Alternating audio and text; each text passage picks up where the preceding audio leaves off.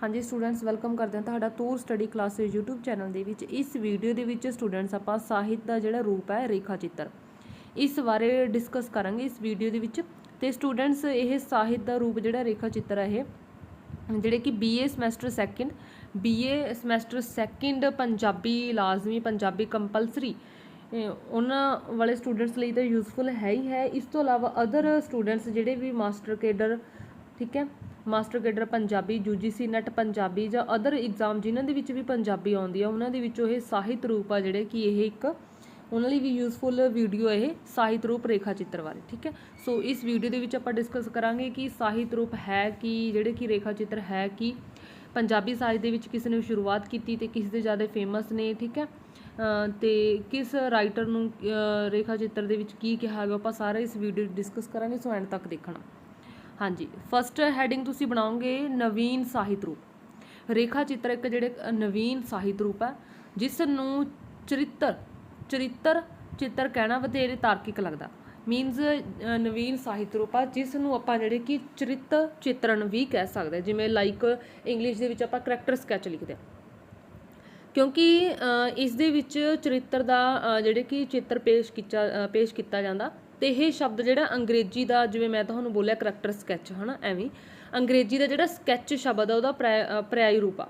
Means ਕੀ ਆ ਵੀ ਜਿਹੜਾ ਅੰਗਰੇਜ਼ੀ ਦਾ sketch ਸ਼ਬਦ ਹੈ ਉਹਦਾ ਪੰਜਾਬੀ ਦੇ ਵਿੱਚ ਅਨੁਵਾਦ ਕੀ ਆ ਰੇਖਾ ਚਿੱਤਰ ਆ। ਠੀਕ ਹੈ, ਜਿਵੇਂ ਕਿ ਇੱਕ ਚਿੱਤਰਕਾਰ ਕੋਈ ਵੀ ਜਿਹੜਾ ਡਰਾਇੰਗ ਕਰਦਾ ਉਹ ਤੁਲਿਕਾ ਭਾਵ ਕਿ ਤੀਲੀਆਂ ਦੇ ਨਾਲ ਆ ਜਿਹੜੀ ਕਿ ਕੁਝ ਵੀ ਉਹ ਡਰਾ ਕਰਦਾ, ਤੁਲਿਕਾ ਨਾਲ ਗਿਣੀਆਂ ਮੀਣੀਆਂ ਰੇਖਾਵਾਂ ਖਿੱਚ ਕੇ ਸ਼ਖਸੀਅਤ ਨੂੰ ਉਘਾੜਦਾ। ਮੀਨਸ ਕਿਸੇ ਦੀ ਸ਼ਖਸੀਅਤ ਅਗਰ ਉਹਨੇ ਬਣਾਉਣੀ ਹੈ, ਲਾਈਕ ਕੋਈ ਉਹਨੇ ਜਿਹੜੇ ਕਿ ਦ੍ਰਿਸ਼ ਪੇਸ਼ ਕਰਨਾ ਕਿਸੇ ਇਨਸਾਨ ਦਾ ਜਾਂ ਕਿਸੇ ਛੋਟੇ ਬੱਚੇ ਦਾ, ਤਾਂ ਉਹ ਤੀਲੀਆਂ ਦੇ ਨਾਲ ਜਿਹੜੇ ਕਿ ਜਿਵੇਂ ਮਰਜ਼ੀ ਕਰਕੇ ਰੇਖਾਵਾਂ ਖਿੱਚ ਕੇ ਜਿਹੜੇ ਕਿ ਉਹਦੀ ਸ਼ਖਸੀਅਤ ਨੂੰ ਉਭਾਰਦਾ।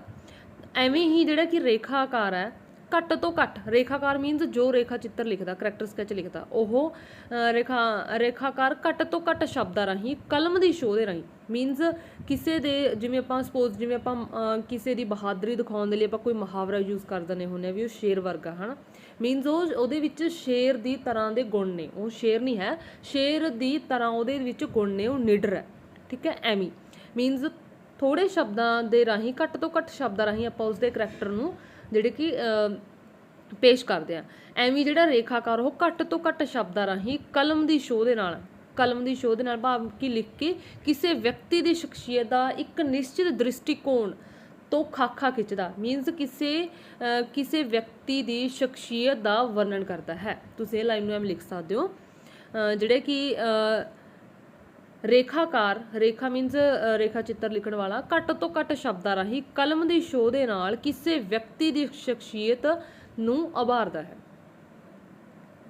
ਅਗਲਾ ਤੁਸੀਂ ਹੈਡਿੰਗ ਬਣਾ ਸਕਦੇ ਹੋ ਭਾਵਪੂਰਵ ਤੇ ਸਜੀਵ ਪ੍ਰਗਟਾਵਾ।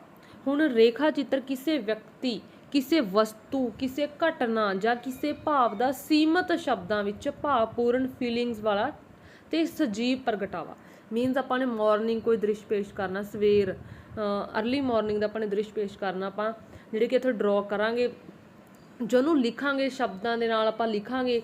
ਜਿਵੇਂ ਸ਼ਬਦਾਂ ਦੇ ਰਾਹੀਂ ਆਪਾਂ ਨੇ ਲਿਖਿਆ ਕਿ ਸਵੇਰੇ ਪੰਛੀ ਚਹਿਚਹਾ ਰਹੇ ਨੇ, ਜਿਹੜੇ ਪੰਛੀ ਚਹਿਚਹਾ ਰਹੇ ਨੇ ਉਹਨਾਂ ਦੇ ਆਪਾਂ ਜਿਹੜੇ ਕਿ ਉਹਨਾਂ ਦੇ ਸ਼ਬਦ ਉਹਨਾਂ ਨੂੰ ਬਿਆਨ ਕਰ ਸਕਦੇ ਵੀ ਕਿਸ ਦੀ ਆਵਾਜ਼ ਕਿਸ ਪੰਛੀ ਦੀ ਕਿਵੇਂ ਆ, ਮਾਰਨਿੰਗ ਮੀਨਸ ਉਹਨੂੰ ਆਪਾਂ ਨੇ ਸ਼ਬਦਾਂ ਦੇ ਵਿੱਚ ਲਿਖਣਾ। ਠੀਕ ਹੈ, ਜਿਹਦੇ ਵਿੱਚ ਆਪਾਂ ਨੂੰ ਫੀਲਿੰਗਸ ਵੀ ਮਹਿਸੂਸ ਹੋਣਗੀਆਂ ਤੇ ਆਪਾਂ ਨੂੰ ਸਜੀਵ ਲੱਗੂਗਾ ਕਿ ਵੀ ਹਾਂ ਐਵੇਂ ਦਾ ਹੈ ਸੱਚਮੁੱਚ। ਤੇ ਰੇਖਾ ਅਗਲਾ ਹੈਡਿੰਗ ਦੇਣਾ ਕਹਾਣੀ ਨਾਲੋਂ ਅੰਤਰ। ਰੇਖਾ ਚਿੱਤਰ ਦਾ ਜਿਹੜੇ ਕਿ ਕਹਾਣੀ ਨਾਲੋਂ ਅੰਤਰ ਹੁੰਦਾ। ਕਹਾਣੀ ਕੀ ਹੁੰਦੀ ਹੈ? ਕਹਾਣੀ ਇੱਕ ਖਾਸ ਨਿਸ਼ਾਨੇ ਵੱਲ ਤੁਰੀ ਜਾਂਦੀ ਹੈ, ਭਾਵ ਕਿ ਜਿਹੜੀ ਕਹਾਣੀ ਉਹਦਾ ਕੋਈ ਨਾ ਕੋਈ ਉਦੇਸ਼ ਹੁੰਦਾ, ਉਸ ਉਦੇਸ਼ ਨੂੰ ਰੱਖ ਕੇ ਜਿਹੜੀ ਕਹਾਣੀ ਲਿਖੀ ਜਾਂਦੀ ਹੈ ਤੇ ਉਸ ਦੀ ਪੂਰਤੀ ਕਰਦੀ ਹੋਈ ਜਿਹੜੀ ਕਿ ਕਹਾਣੀ ਖਤਮ ਹੁੰਦੀ ਹੈ। ਤੇ ਕਹਾਣੀ ਦੇ ਵਿੱਚ ਕੀ ਹੁੰਦਾ? ਜੀਵਨ ਦੀ ਇੱਕ ਕਾਤਰ, ਮੀਨਸ ਜੀਵਨ ਦਾ ਇੱਕ ਛੋਟਾ ਵਰਣਨ ਜੋ ਉਹਦੇ ਇੱਕ ਛਿਨ ਨੂੰ ਜਿਉਂਦੀ ਹੈ। ਭਾਵ ਕਿ ਕਹਾਣੀ ਦੇ ਵਿੱਚ ਸਪੋਜ਼ ਆਪਾਂ ਕਿਸੇ ਵਿਅਕਤੀ ਦੇ ਜੀਵਨ ਦੇ ਵਿੱਚੋਂ ਕੋਈ ਕਹਾਣੀ ਲੈਣੀ ਆ, ਆਪਾਂ ਉਹਦੇ ਜਿਹੜੇ ਕਿ ਉਹਦੇ ਬਚਪਨ ਦੀ ਕਹਾਣੀ ਬਾਰੇ ਵਰਣਨ ਕਰ ਸਕਦੇ ਹਾਂ, ਜਾਂ ਆਪਾਂ ਉਹਦੇ ਜਵਾਨੀ ਦੀ ਕਹਾਣੀ ਉਹਨੂੰ ਬਣਾ ਕੇ ਇੱਕ ਸਟੋਰੀ ਬਣਾ ਕੇ ਆਪਾਂ ਉਹਨੂੰ ਵਰਣਨ ਕਰ ਸਕਦੇ ਹਾਂ। ਮੀਨਸ ਉਹਦੇ ਜੀਵਨ ਦੇ ਜਿਹੜੇ ਕਿ ਇੱਕ ਛਿਨ ਬਾਰੇ ਆਪਾਂ ਵਰਣਨ ਕਰਦੇ ਹਾਂ, ਇੱਕ ਕਾਤਰ ਦਾ। ਪਰ ਜਿਹੜਾ ਰੇਖਾ ਚਿੱਤਰ ਹੈ ਇਹਦੇ ਵਿੱਚ ਜੀਵਨ ਦੇ ਜਿਹੜੇ ਕਿ ਵਿਲੱਖਣ ਘਟਨਾਵਾਂ ਨੂੰ ਖਾਸ ਤਰਤੀਬ ਦੇ ਕੇ ਇੱਕ ਲੜੀ ਦੇ ਵਿੱਚ ਪਰੋ ਕੇ ਸਮੁੱਚੇ ਜੀਵਨ ਦੀਆਂ ਘਟਨਾਵਾਂ ਦਾ ਜਨਮ ਤੋਂ ਲੈ ਕੇ ਅੰਤ ਤੱਕ ਦਾ ਇਤਿਹਾਸ ਆਧਾਰਿਤ ਪ੍ਰਗਟਾਵਾ ਹੁੰਦਾ। ਪਰ ਰੇਖਾ ਚਿੱਤਰ ਕੀ ਆ, ਉਹਦੇ ਵਿੱਚ ਕਿਸੇ ਵਿਅਕਤੀ ਦੇ ਬਾਰੇ ਜੋ ਵੀ ਆਪਾਂ ਨੇ ਲਿਖਣਾ ਉਹਦੇ ਜਨਮ ਤੋਂ ਲੈ ਕੇ ਉਹਦੀ ਮੌਤ ਤੱਕ ਦਾ ਜਿਹੜੇ ਵਿਲੱਖਣ ਹੋ ਗਿਆ ਦੂਜਿਆਂ ਨਾਲੋਂ, ਮਤਲਬ ਕਿ ਭਿੰਨ ਅਲੱਗ-ਅਲੱਗ, ਠੀਕ ਹੈ, ਸਪੈਸ਼ਲ ਜਿਹੜੇ ਹੁੰਦੇ ਨੇ ਉਹ ਘਟਨਾਵਾਂ ਨੂੰ ਇੱਕ ਖਾਸ ਤਰਤੀਬ ਦੇ ਵਿੱਚ ਸ਼ੁਰੂ ਤੋਂ ਲੈ ਕੇ ਐਂਡ ਤੱਕ ਜਿਹੜੇ ਕਿ ਉਹਦਾ ਵਰਣਨ ਕਰਿਆ ਵਾ ਹੁੰਦਾ। ਜਿਵੇਂ ਲਾਈਕ ਤੁਸੀਂ ਇੰਗਲਿਸ਼ ਦੇ ਵਿੱਚ ਕਰੈਕਟਰ ਸਕੈਚ ਲਿਖਦੇ ਹੋ ਨਾ, ਕਰੈਕਟਰ ਸਕੈਚ ਕਿਸੇ ਥੀਮ ਦਾ ਜਿਹੜਾ ਕਰੈਕਟਰ, ਕਿਸੇ ਚੈਪਟਰ ਦਾ ਜਿਹੜਾ ਕਰੈਕਟਰ ਸਕੈਚ ਹੁੰਦਾ ਉਹਦੇ ਵਿੱਚੋਂ ਉਸ ਜਿਵੇਂ ਪੰਜਾਬੀ ਦੇ ਵਿੱਚ ਤੁਸੀਂ ਪਾਤਰ ਚਿੱਤਰਨ ਕਰਦੇ ਹੋ ਹੈ ਨਾ, ਤਾਂ ਉਹਦੇ ਵਿੱਚ ਉਹਦਾ ਸਾਰਾ ਜੀਵਨ ਦਾ ਵਰਣਨ ਹੁੰਦਾ। ਐਵੇਂ ਇਹ ਆ ਜਿਹੜਾ ਰੇਖਾ ਚਿੱਤਰ ਹੈ ਕਿਸੇ ਵਿਅਕਤੀ ਦੇ ਜਨਮ ਤੋਂ ਲੈ ਕੇ ਉਹਦੇ ਖਾਸ ਜਿਹੜੇ ਜ਼ਿੰਦਗੀ 'ਚ ਘਟਨਾਵਾਂ ਹੋਈਆਂ ਨੇ ਉਹਦੀ ਮੌਤ ਤੱਕ ਉਹਦਾ ਜਿਹੜਾ ਵਰਣਨ ਹੁੰਦਾ। ਤੇ ਰੇਖਾ ਚਿੱਤਰ ਵਿੱਚ ਲੇਖਕ ਜਿਹੜੇ ਕਿ ਆਪਣੀ ਕਲਪਨਾ ਦੇ ਆਧਾਰ ਤੇ ਵਿਸ਼ੇਸ਼ ਮਹੱਤਤਾ ਵਾਲੀਆਂ ਘਟਨਾਵਾਂ ਦਾ ਹੀ ਉਪਯੋਗ ਕਰਦਾ ਹੈ ਤੇ ਉਹ ਵਿਅਕਤੀ ਬਾਰੇ ਗ੍ਰਹਿਣ ਕੀਤੇ ਵੇਰਵਿਆਂ ਨੂੰ ਆਪਣੀ ਗੋਂਦ ਦੇ ਅਨੁਸਾਰ, ਗੋਂਦ ਮੀਨਸ ਪਲਾਂਟ, ਠੀਕ ਹੈ, ਜੋ ਉਹਨੇ ਕਥਾਨਕ ਲਿਆ, ਕਥਾਨਕ ਪਲਾਂਟ ਮੀਨਸ ਜਿਹੜੀ ਕੋਈ ਸਟੋਰੀ ਹੈ ਉਹਦੇ ਵਿੱਚ ਉਹਨੇ ਕੀ ਕੁਛ ਲੈਣਾ, ਕੀ ਕੁਛ ਸ਼ਾਮਿਲ ਕਰਨਾ ਹੁੰਦਾ, ਗੋਂਦ ਜਾਂ ਪਲਾਂਟ, ਠੀਕ ਹੈ, ਉਹਦੇ ਅਨੁਸਾਰ ਕਤਰਦਾ, ਵਿਉਂਤਦਾ ਤੇ ਇੱਕ ਇਕਾਈ ਦੇ ਵਿੱਚ ਪਰੋ ਲੈਂਦਾ। ਭਾਵ ਕਿ ਜਿਵੇਂ ਹੁਣ ਸਪੋਜ਼ ਕਿਸੇ ਵਿਅਕਤੀ ਬਾਰੇ ਆਪਾਂ ਨੇ ਉਹਦੇ ਵਰਣਨ ਕਰਨਾ, ਸ਼ੁਰੂ ਤੋਂ ਲੈ ਕੇ ਮੌਤ ਤੱਕ ਦਾ ਉਹਦਾ ਵਰਣਨ ਕਰਨਾ, ਸਾਰੀ ਜ਼ਿੰਦਗੀ ਦਾ ਵਰਣਨ ਕਰਨਾ, ਆਪਾਂ ਉਸ ਵਿਅਕਤੀ ਦੇ ਜੀਵਨ ਦੀਆਂ ਖਾਸ ਘਟਨਾਵਾਂ ਨੂੰ ਆਪਣੇ ਅਕੋਰਡਿੰਗ ਦੇਖਾਂਗੇ ਵੀ ਹਾਂ ਇਸ ਦੇ ਵਿੱਚ ਉਹਨੇ ਖਾਸ ਓਪਰਚੁਨਿਟੀ ਉਹਨੂੰ ਮਿਲੀ ਹੋਈ, ਕੋਈ ਖਾਸ ਮੌਕਾ ਮਿਲਿਆ ਹੋਇਆ ਜਾਂ ਉਹਨੇ ਕੁਛ ਅਲੱਗ, ਠੀਕ ਹੈ, ਖਾਸ ਪ੍ਰਸਿੱਧੀ ਖੱਟੀ ਹੋਈ ਆ, ਕਮਾਈ ਹੋਈ ਆ, ਉਹਦੇ ਬਾਰੇ ਵਰਣਨ ਕਰਨਾ ਆਪਾਂ ਨੇ। ਮਤਲਬ ਕਿ ਆਪਾਂ ਜਿਹੜਾ ਰੇਖਾਕਾਰ ਉਹ ਆਪਣੇ ਅਕੋਰਡਿੰਗ ਉਸ ਦੇ ਵਿੱਚੋਂ ਜਿਹੜੇ ਮੇਨ ਜਿਹੜੀਆਂ ਚੀਜ਼ਾਂ ਉਹਨਾਂ ਦੀ ਛਾਂਟੀ ਕਰਦਾ, ਉਹਨਾਂ ਨੂੰ ਨਿਖਾਰਦਾ, ਉਹਨਾਂ ਨੂੰ ਕਤਰਦਾ, ਮੀਨਸ ਉਹਨਾਂ ਦੀ ਛਾਂਟੀ ਕਰਦਾ। ਆਪਣੇ ਰੇਖਾ ਚਿੱਤਰ ਜੋ ਉਹਨੇ ਲਿਖਣਾ ਹੁੰਦਾ ਉਹਦੇ ਪਲਾਂਟ ਦੇ ਅਕੋਰਡਿੰਗ, ਮੀਨਸ ਉਹਨੇ ਕਿੰਨੇ ਪੇਜਾਂ ਨੂੰ ਲਿਖਣਾ, ਕਿਵੇਂ, ਉਸ ਦੇ ਹਿਸਾਬ ਨਾਲ। ਤੇ ਇੱਕ ਨਵੀਨ ਸੁੰਦਰਤਾ ਦੀ ਸਿਰਜਣਾ ਕਰਦਾ ਜੋ ਮੂਲ ਨਾਲੋਂ ਵਿਲੱਖਣ ਹੋ ਕੇ ਉਸਦੀ ਪ੍ਰਮਾਣਿਕ ਪ੍ਰਤੀਨਿਧਤਾ ਕਰਦੀ ਆ। ਭਾਵ ਕਿ ਜਿਹੜੀ ਕਿ ਉਹ ਇੱਕ ਖਾਸ ਤਰਤੀਬ ਦੇ ਵਿੱਚ ਉਹਨੂੰ ਵਰਣਨ ਕੀਤਾ ਵਾ ਹੁੰਦਾ ਜਿਹਦੇ ਨਾਲ ਉਹ ਜਿਹੜੀ ਕਿ ਉਹ ਇੱਕ ਵਿਲੱਖਣ ਸ਼ਖਸੀਅਤ ਦੇ ਵਿੱਚ ਹੋ ਕੇ ਜਿਹੜੀ ਕਿ ਉੱਭਰਦੀ ਆ। ਅਗਲਾ ਹੈਡਿੰਗ ਤੁਸੀਂ ਕਰਨਾ ਲੇਖਕ ਨਾਲ ਗੂੜਾ ਰਿਸ਼ਤਾ ਹੋਣਾ ਅਨਿਵਾਰੀ ਗੁਣ। ਅਨਿਵਾਰੀ ਗੁਣ, ਲੇਖਕ ਨਾਲ ਗੂੜਾ ਰਿਸ਼ਤਾ ਹੋਣਾ ਅਨਿਵਾਰੀ ਗੁਣ। ਹੁਣ ਰੇਖਾ ਚਿੱਤਰ ਲਈ ਸਭ ਤੋਂ ਅਨਿਵਾਰੀ ਗੁਣ ਕੀ ਆ? ਰੇਖਾਕਾਰ ਦਾ, ਜੋ ਰੇਖਾਕਾਰ ਮੀਨਸ ਜੋ ਰੇਖਾ ਚਿੱਤਰ ਸਕੈਚ ਬਣਾ ਰਹੇ ਆ ਉਹਦੇ ਨਾਲ ਉਹਦਾ ਡੂੰਘਾ ਰਿਸ਼ਤਾ ਹੋਣਾ, ਭਾਵ ਕਿ ਉਹਨੂੰ ਉਹਦੇ ਬਾਰੇ ਪੂਰੀ ਜਾਣਕਾਰੀ ਹੋਣਾ। ਗੂੜੇ ਨਿੱਜੀ ਸੰਬੰਧ ਤੋਂ ਬਿਨਾਂ ਲਿਖਿਆ ਰੇਖਾ ਚਿੱਤਰ ਵਿਅਕਤੀ ਨਾਲ ਪੂਰਾ ਨਿਆਂ ਨਹੀਂ ਕਰ ਸਕਦਾ।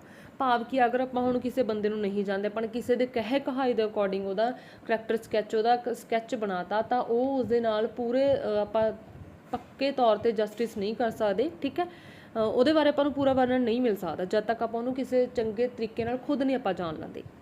ਤੇ ਚੰਗਿਆਈਆਂ ਤੇ ਬੁਰਾਈਆਂ ਦੀ ਸੰਤੁਲਿਤ ਪ੍ਰਦਰਸ਼ਨੀ ਰਚਨਾ ਨੂੰ ਵੀ ਸਾਵਾਪਨ ਦਿੰਦੀ ਆ। ਭਾਵ ਕਿ ਉਸਦੇ ਜੀਵਨ ਦੀਆਂ ਕੀ ਚੰਗਿਆਈਆਂ ਰਹੀਆਂ ਨੇ, ਕੀ ਬੁਰਾਈਆਂ ਰਹੀਆਂ ਨੇ, ਉਹਨਾਂ ਨੂੰ ਇੱਕ ਸੰਤੁਲਿਤ ਦੇ ਵਿੱਚ ਬਣਾ ਕੇ, ਇੱਕ ਸੰਤੁਲਨ ਦੇ ਵਿੱਚ ਲੈ ਕੇ, ਨਹੀਂ ਹੈ ਕਿ ਉਹਦੇ ਓਨਲੀ ਚੰਗਿਆਈਆਂ ਦਾ ਵਰਣਨ ਕਰਨਾ, ਉਹਦੇ ਬੁਰਾਈਆਂ ਦੇ ਉਹਦੇ ਵਿੱਚ ਜੇ ਉਹ ਕੁਛ ਹੈਗੀਆਂ ਨੇ ਤਾਂ ਉਹ ਵੀ ਵਰਣਨ ਕਰਨਾ, ਠੀਕ ਹੈ। ਬੁਰਾਈਆਂ ਦੇ ਨਾਲ ਉਹਦੀਆਂ ਚੰਗਿਆਈਆਂ ਦੋਨਾਂ ਧਿਰਾਂ ਦਾ ਵਰਣਨ ਕਰਨ ਦੇ ਨਾਲ ਉਸਦੇ ਵਿੱਚ ਬੈਲੈਂਸ ਬਣਿਆ ਰਹਿੰਦਾ। ਤੇ ਕਈ ਵਾਰ ਰੇਖਾਕਾਰ ਹੈ ਜਿਹੜੇ ਕਿ ਮਹਾਨੁਭਾਵੀਆਂ ਬਾਰੇ ਵੀ ਲਿਖਦਾ ਹੋਇਆ ਆਤਮ ਪਰਿਚੈ ਦੇ ਦਿੰਦਾ। ਭਾਵ ਕਿ ਕਈ ਵਾਰ ਜਿਹੜਾ ਰੇਖਾਕਾਰ ਆ ਉਹ ਜਦੋਂ ਰੇਖਾ ਸਕੈਚ ਬਣਾ ਰਿਹਾ ਹੁੰਦਾ ਤਾਂ ਜਿਹੜੇ ਖੁਦ ਦੇ ਮਹਾਨੁਭਾਵੀਆਂ ਬਾਰੇ ਲਿਖ ਰਿਹਾ ਹੁੰਦਾ ਹੈ ਤਾਂ ਉਹਨਾਂ ਬਾਰੇ ਆਪਣੇ ਵਰਣਨ ਵੀ ਦੇ ਦਿੰਦਾ, ਉਹ ਆਪਣਾ ਪਰਿਚੈ ਵੀ ਦੇ ਦਿੰਦਾ, ਆਤਮ ਪਰਿਚੈ। ਤੇ ਇਹ ਉਹਦਾ ਕੋਈ ਔਗਣ ਨਹੀਂ ਹੁੰਦਾ, ਇਹ ਕੋਈ ਸਾਹਿਤਕ ਔਗਣ ਨਹੀਂ ਹੁੰਦਾ। ਭਾਵ ਕਿ ਕੋਈ ਰੇਖਾ ਚਿੱਤਰ ਸਪੋਜ਼ ਇਹ ਵਾਲਾ ਬੰਦਾ ਇਸ ਪਰਸਨ ਬਾਰੇ ਲਿਖ ਰਿਹਾ ਆ ਤਾਂ ਇਹਦੇ ਪਰਸਨ ਬਾਰੇ ਲਿਖਦਾ ਹੋਇਆ ਇਹਨੇ ਕੁਝ ਆਪਣੇ ਵਿਊ ਵੀ ਦੇ ਤੇ, ਆਪਣਾ ਆਤਮ ਪਰਿਚੈ ਵੀ ਕਰਵਾਤਾ ਕਿ ਮੈਂ ਇਹਨੂੰ ਕਦੋਂ ਮਿਲਿਆ ਜਾਂ ਕੁਝ ਵੀ ਐਵੇਂ, ਠੀਕ ਹੈ। ਤਾਂ ਉਹ ਇਸਦਾ ਔਗਣ ਨਹੀਂ ਹੈ, ਉਹ ਵੀ ਇੱਕ ਸਹੀ ਹੈ। ਜਿਹੜਾ ਯੂਰਪ ਦਾ ਪ੍ਰਸਿੱਧ ਆਲੋਚਕ ਸੀ ਜਾਰਜ ਬਰਾਡੀਜ਼ ਦਾ ਵੀ ਇਹੀ ਵਿਚਾਰ ਸੀ ਕਿ ਹਿੰਦੀ ਦੀ ਪ੍ਰਸਿੱਧ ਜਿਹੜੀ ਕਵਿੱਤਰੀ ਆ ਮਹਾਦੇਵੀ ਵਰਮਾ, ਠੀਕ ਹੈ, ਇਹ ਯਾਦ ਰੱਖਣਾ, ਮਹਾਦੇਵੀ ਵਰਮਾ ਦੇ ਸ਼ਬਦਾਂ ਵਿੱਚ ਕੀ ਸੀ? ਇਸ ਸਮ੍ਰਿਤੀ में मेरा जीवन भी आ गया, यह स्वाभाविक ही था, भूमिका अतीत के चलचित्र ਇਹਦੇ ਵਿੱਚ ਲਿਖਿਆ ਉਹਨੇ, ਠੀਕ ਹੈ। ਮੀਨਸ ਹਿੰਦੀ ਦੀ ਜਿਹੜੀ ਪ੍ਰਸਿੱਧ ਹੈ ਕਵਿੱਤਰੀ ਆ ਮਹਾਦੇਵੀ ਵਰਮਾ, ਉਹਨੇ ਆਪਣੇ ਸ਼ਬਦਾਂ ਵਿੱਚ ਕਿਹਾ ਹੈ ਕਿ ਜਦੋਂ ਇਸ ਚੀਜ਼ ਦਾ ਵਰਣਨ ਕਰ ਰਹੀ ਸੀ ਤਾਂ ਉਹਦੇ ਵਿੱਚ ਉਹਨੇ ਲਿਖਿਆ ਕਿ ਮੇਰਾ ਜੀਵਨ ਵੀ ਇਸਮੇ ਆ ਗਿਆ, ਜਹ ਸੁਭਾਵਿਕ ਥਾ, ਮੀਨਸ ਨੈਚੁਰਲੀ ਥਾ, ਕਿ ਵੀ ਜਦੋਂ ਉਹ ਲਿਖ ਰਹੇ ਸੀ ਤਾਂ ਉਹਦੇ ਖੁਦ ਦੇ ਅਨੁਭਵ ਵੀ ਇਹਦੇ ਵਿੱਚ ਜਿਹੜੇ ਕਿ ਜੀਵਨ ਬਾਰੇ ਵਰਣਨ ਕੀਤਾ ਜਾ ਗਿਆ। ਤੇ ਇਹਨਾਂ ਰੇਖਾਕਾਰਾਂ ਦਾ ਰੇਖਾ ਚਿੱਤਰ ਦੇ ਪਾਤਰਾਂ ਨਾਲ ਨਿੱਜੀ ਤੇ ਗੂੜਾ ਸੰਬੰਧ ਹੁੰਦਾ ਤੇ ਰੇਖਾਕਾਰ ਪਾਤਰਾਂ ਨਾਲ ਹੱਸਦਾ, ਠੀਕ ਹੈ, ਗੱਪਾਂ ਮਾਰਦਾ, ਬਹਿਸਾਂ ਕਰਦਾ ਤੇ ਉਹਨਾਂ ਦੇ ਦੁੱਖ ਸੁੱਖਾਂ ਦਾ ਭਾਈਵਾਲ ਬਣਦਾ।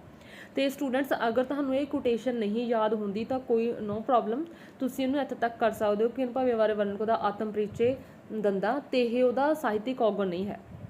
ਫਿਰ ਤੁਸੀਂ ਲਿਖ ਸਕਦੇ ਹੋ ਅੱਗੇ ਰੇਖਾਕਾਰ ਰੇਖਾ ਚਿੱਤਰਾਂ ਦੇ ਪਾਤਰਾਂ ਨਾਲ ਨਿੱਜੀ ਤੇ ਗੂੜਾ ਸੰਬੰਧ ਹੁੰਦਾ ਉਹਦਾ, ਠੀਕ ਹੈ। ਰੇਖਾਕਾਰ ਪਾਤਰਾਂ ਨਾਲ ਹੱਸਦਾ, ਉਹ ਗੱਪਾਂ ਮਾਰਦਾ, ਬਹਿਸਾਂ ਕਰਦਾ, ਉਹਨਾਂ ਦੇ ਦੁੱਖ ਸੁੱਖ ਦਾ ਭਾਈਵਾਲ ਬਣਦਾ, ਉਹਨਾਂ ਦਾ ਸਾਂਝੀਦਾਰ ਬਣਦਾ, ਤੇ ਜਿਹਦੇ ਕਰਕੇ ਉਹਨਾਂ ਦੇ ਨਿੱਜਤਵ ਦਾ ਪ੍ਰਗਟਾਵਾ ਜਿਹੜੇ ਕਿ ਆਪਾਂ ਨੂੰ ਸਹਿਜ ਸੁਭਾਅ ਹੀ ਮਿਲ ਜਾਂਦਾ। ਮੀਨਸ ਨੈਚੁਰਲੀ ਹੈ ਕਿ ਜਦੋਂ ਕੋਈ ਉਹਦੇ ਬਾਰੇ ਜਦੋਂ ਰੇਖਾਕਾਰ ਲਿਖ ਰਿਹਾ ਹੋਊਗਾ ਤਾਂ ਉਸਦੇ ਕਰੈਕਟਰ ਦੇ ਨਾਲ ਉਹ ਹੱਸ ਰਿਹਾ, ਉਹਦੇ ਨਾਲ ਉਹਦਾ ਵਰਣਨ ਕਰਦਾ ਹੋਇਆ ਵਰਣਨ ਕਰ ਰਹੇ ਆ, ਤਾਂ ਆਪਾਂ ਨੂੰ ਨੈਚੁਰਲੀ ਹੈ ਕਿ ਆਪਾਂ ਨੂੰ ਉਸਦੇ ਪਤਾ ਲੱਗੂਗਾ ਕਿ ਇਸ ਦੇ ਨਾਲ ਇਹਦੇ ਗੂੜੇ ਸੰਬੰਧ ਨੇ।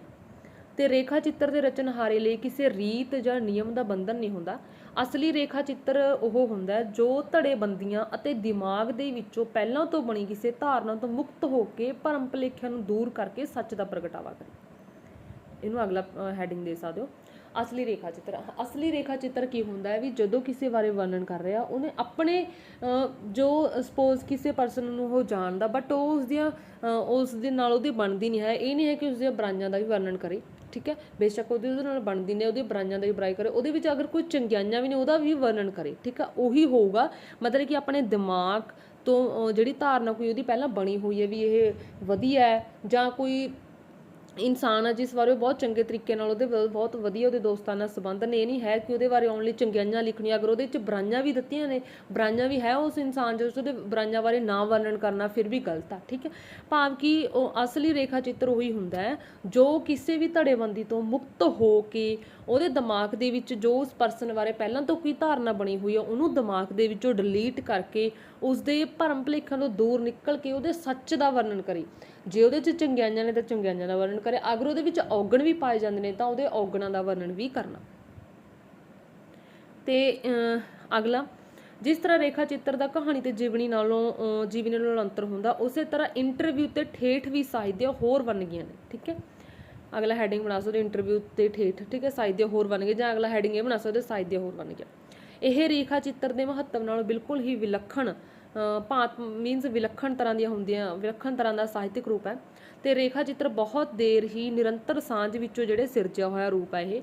ਤੇ ਜਦੋਂ ਦੂਸਰੀਆਂ ਵੰਨਗੀਆਂ ਲਈ ਲੰਬੀ ਸਾਂਝ ਜਾਂ ਨੇੜਤਾ ਦਾ ਹੋਣਾ ਆਵਸ਼ਕ ਨਹੀਂ ਹੈ। ਮੀਨਸ ਲੇਖਕ ਦੇ ਨਾਲ ਜਿਹੜੇ ਕਿ ਜਿਸ ਬਾਰੇ ਲਿਖ ਰਿਹਾ ਉਹਦੇ ਨਾਲ ਨੇੜਤਾ ਹੋਣਾ, ਦੂਜਿਆਂ ਦੇ ਨਾਲ ਕੋਈ ਜ਼ਿਆਦਾ ਸੰਬੰਧ ਨਹੀਂ ਹੁੰਦਾ, ਇਸ ਦੇ ਵਿੱਚ ਹੁੰਦਾ। ਅਗਰ ਤੁਹਾਨੂੰ ਨਹੀਂ ਐਵੇਂ ਯਾਦ ਹੋ ਰਿਹਾ ਤਾਂ ਇਸ ਲਾਈਨ ਨੂੰ ਛੱਡ ਵੀ ਸਕਦੇ ਹੋ, ਨੋ ਪ੍ਰੋਬਲਮ। ਮੈਂ ਤੁਹਾਨੂੰ ਮੇਨ ਦੱਸੂਗੀ। ਅਗਲਾ ਤੁਸੀਂ ਹੈਡਿੰਗ ਬਣਾ ਸਕਦੇ ਹੋ ਕੁਲਵੀਰ ਸਿੰਘ ਕਾਂਗ। ਕੁਲਵੀਰ ਸਿੰਘ ਕਾਂਗ ਦੇ ਅਨੁਸਾਰ ਰੇਖਾ ਚਿੱਤਰ ਕੀ ਹੈ? ਕੁਲਵੀਰ ਸਿੰਘ ਕਾਂਗ ਦੇ ਅਨੁਸਾਰ ਰੇਖਾ, ਇਹਦਾ ਕਾਫੀ ਜ਼ਿਆਦਾ ਫੇਮਸ ਹੈ ਇਹ ਰੇਖਾ ਚਿੱਤਰਾਂ ਦੇ ਵਿੱਚ। ਇਸ ਦੇ ਅਨੁਸਾਰ ਰੇਖਾ ਚਿੱਤਰ ਵਿੱਚ ਸਾਹਿਤ ਦੇ ਜਿਹੜੇ 3 ਅੰਗ ਨੇ, ਕਹਾਣੀ ਕਲਾ, ਆਲੋਚਨਾ ਤੇ ਜੀਵਨੀ ਦਾ ਕਲਾਮਈ ਮਿਸ਼ਰਣ ਹੁੰਦਾ।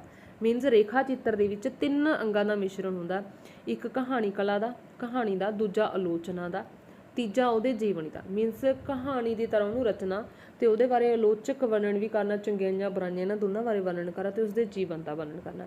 ਇਹ ਤਿੰਨੇ ਚੀਜ਼ਾਂ ਦਾ ਮਿਸ਼ਰਣ ਹੁੰਦਾ ਹੈ। ਤੇ ਇਸ ਤ੍ਰੈਮੁਖੀ ਚੇਤਨਾ ਦੀ ਮਿਸਾਲ ਦਿੰਦਿਆਂ ਕੁਲਵੀਰ ਸਿੰਘ ਕਾਂਗ ਨੇ ਜਿਹੜੇ ਕਿ E.G.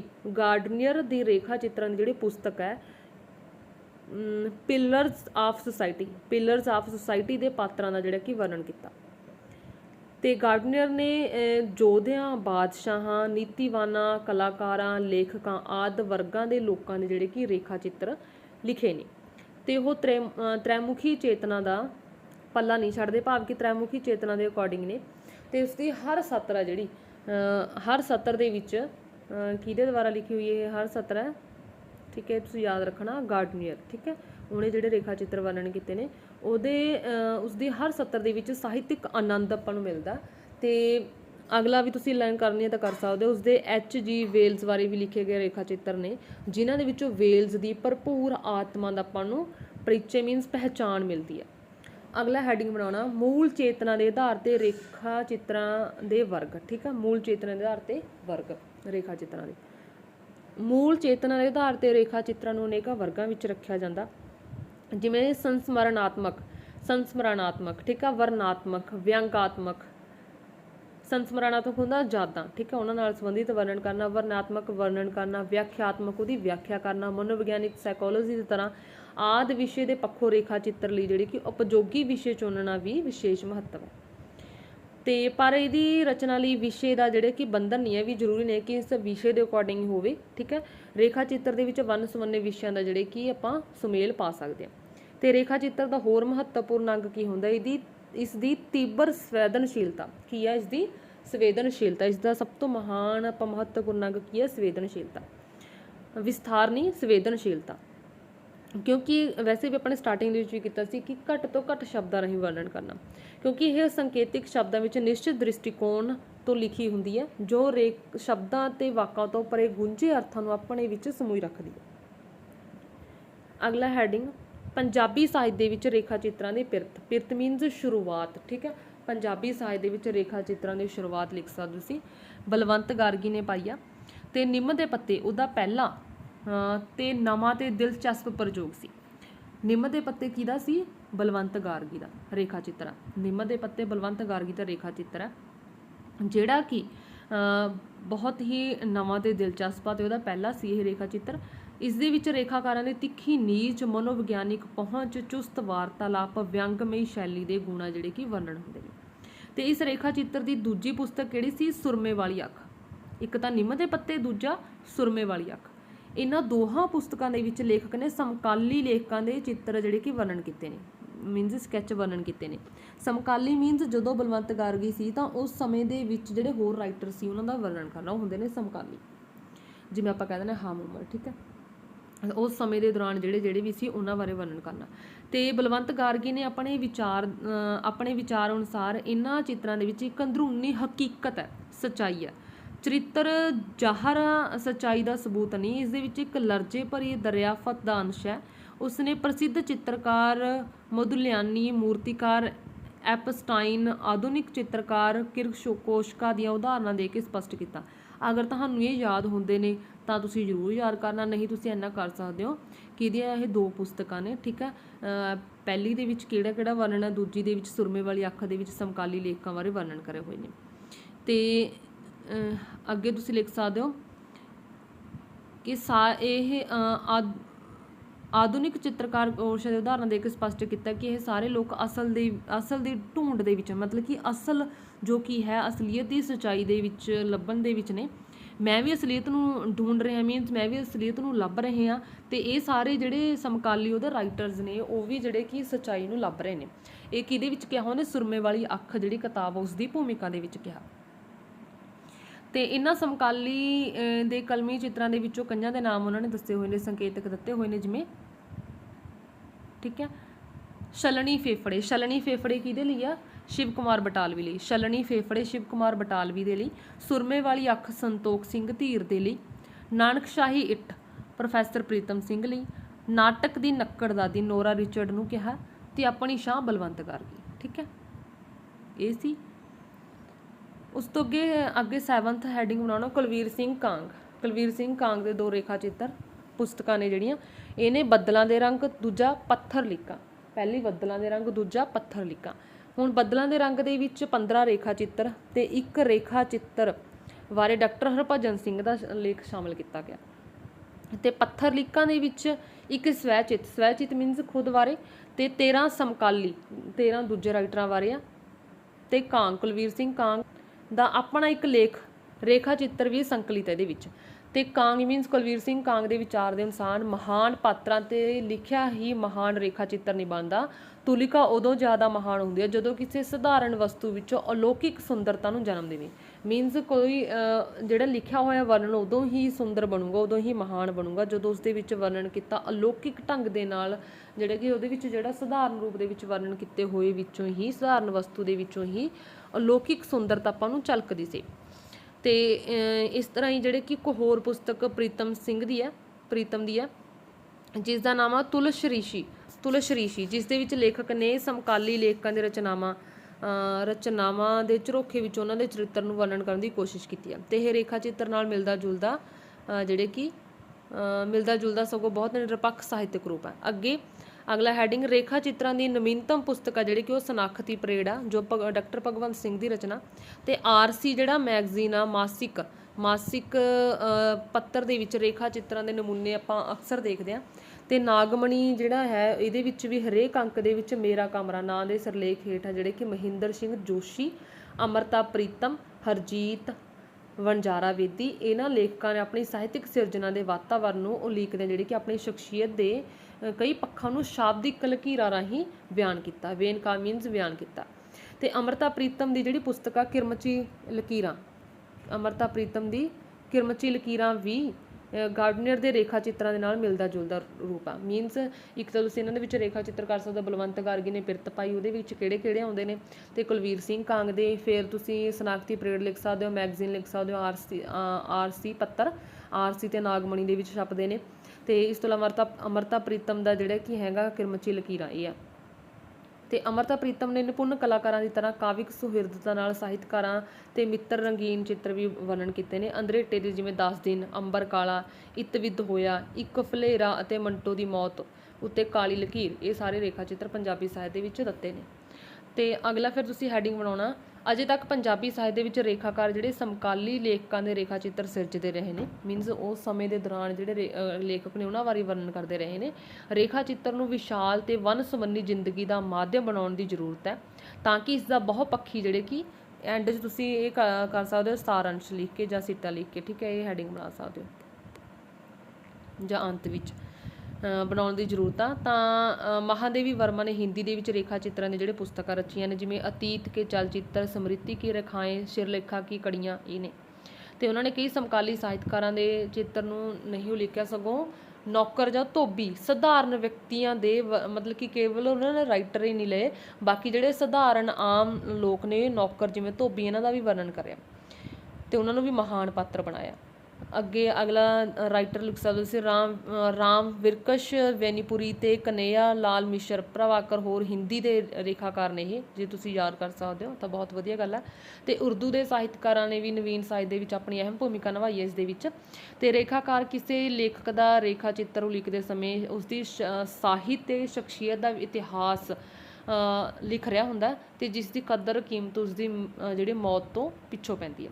ਤੇ ਉਰਦੂ ਦਾ ਜਿਹੜਾ ਮਾਸਿਕ ਪੱਤਰ ਸੀ ਨਕੁਸ਼, ਉਰਦੂ ਦਾ ਮਾਸਿਕ ਪੱਤਰ ਸੀ ਨਕੁਸ਼ ਦਾ ਸ਼ਖਸੀਅਤ ਅੰਕ ਇਸ ਦੀ ਜਿਹੜੇ ਕਿ ਉੱਤਮ ਉਦਾਹਰਣ ਹੈ, ਤੇ ਜਿਹਦੇ ਵਿੱਚ ਲਗਭਗ ਸਾਰੇ ਨਵੇਂ ਪੁਰਾਣੇ ਸਾਹਿਤਕਾਰਾਂ ਨੇ ਇੱਕ ਦੂਜੇ ਬਾਰੇ ਸ਼ਖਸੀਅਤ ਨਿਖਾਰੀ ਹੈ। ਤੇ ਸ਼ਹਾਦਤ ਹਸਨ ਮੰਟੋ ਨੇ ਆਪਣੀ ਰੇਖਾ ਚਿੱਤਰ ਦੀ ਪੁਸਤਕ ਗੰਜੇ ਫਰਿਸ਼ਤੇ ਵਿੱਚ ਪਾਤਰਾਂ ਦੇ ਅੰਤਰੀਵੀ ਸੱਚ ਨੂੰ ਮਾਨਵੀ ਹਮਦਰਦੀ ਦੀ ਸ਼ੋਅ ਦੇ ਕੇ ਵਰਣਨ ਕੀਤਾ। ਸੋ ਇਹ ਸੀ ਟੌਪਿਕ ਜਿਹੜੇ ਕਿ ਰੇਖਾ ਚਿੱਤਰ ਹੈ ਕੀ, ਠੀਕ ਹੈ। ਆਈ ਹੋਪ ਤੁਸੀਂ ਸਮਝ ਗਏ ਹੋਵੋਗੇ। ਸੋ ਵੀਡੀਓ ਨੂੰ ਵੱਧ ਤੋਂ ਵੱਧ ਸ਼ੇਅਰ ਕਰਨਾ। ਥੈਂਕਸ।